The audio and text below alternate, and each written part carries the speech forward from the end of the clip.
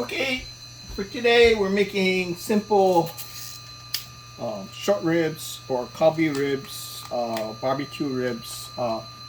They're the short ribs that have been cut. Normally you see them this way, the ribs this way, and they've been cut horizontally across. When usually it's frozen when they cut it because it's a little tricky to cut it when it's chilled like this. So when you see nice even cuts, that means this was previously frozen, cut and then thawed out, which is okay. There's usually 3 bones. Sometimes you find them with 4 bones. They're from different parts of the animal, but basically all around the rib cage. There may be plate, which is a cheaper cut. Okay, so all you're gonna do is put a little oil. Now there's a lot of fat in this meat, so you don't need a whole lot. So I'm just putting about 2 tablespoons. Okay, and normally you would soak this meat overnight. Okay, but I'm doing it a fast and quick, simple method. Now you don't have to use any other seasoning except salt and pepper if you just want it plain. But most people like soaking it overnight because it tends to be a little bit chewy, okay? Well, obviously with all the gristle, you can see all the gristle between the bones. But we're doing a quick and fast method here, and I'm just going to use simple seasonings, kind of out of garlic salt, but again, heavy with the seasonings, just to give it more flavor. Okay, I got this on medium high. Medium, it's 6 on the dial. Now, for Kalbi, typically has a lot of garlic and shoyue, of course, and then a lot of ginger.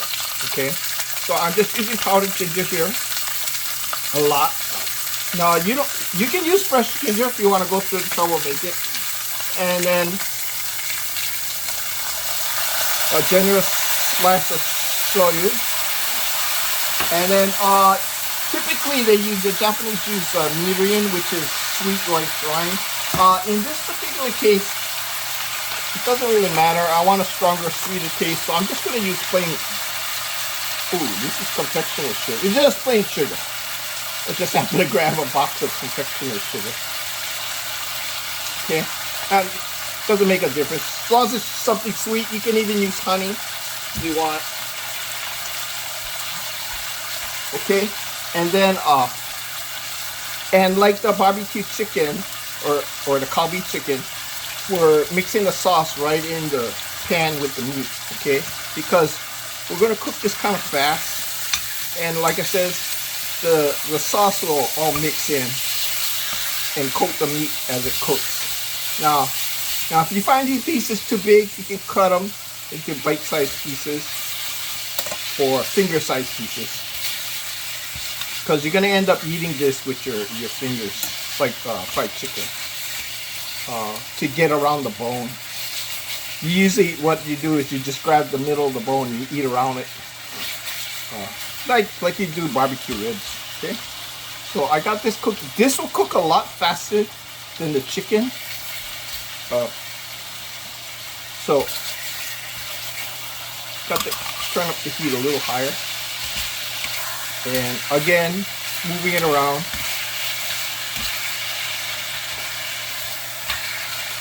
So depending on the color, I may add more shoyue if I want more color.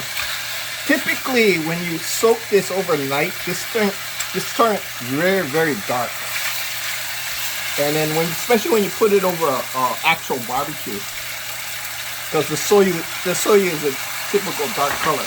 Now, traditional Japanese teriyaki sauce in Hawaii is 1 part water, 1 part shoyue, and 1 part sugar. Okay, so again, if you use a cup of sugar, use a cup of water, and a cup of shoyue.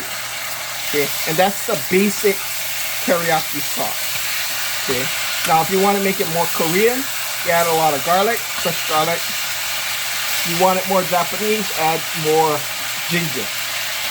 Okay.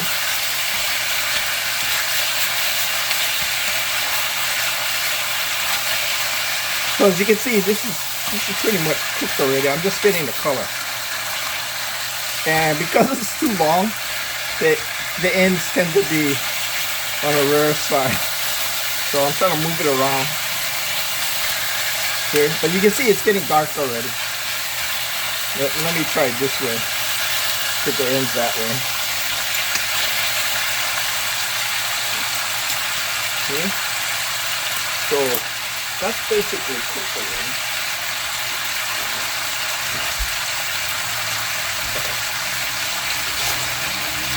Now you can garnish this with sliced ginger, chopped up green onions, sprinkle of chili pepper, however. But I'm just making a simple Kalbi meal. As you can see, it's real fast. This is already done. See, this is done already. So, as you can see, you see how fast it is. And there you go. A simple Kalbi dinner. Okay.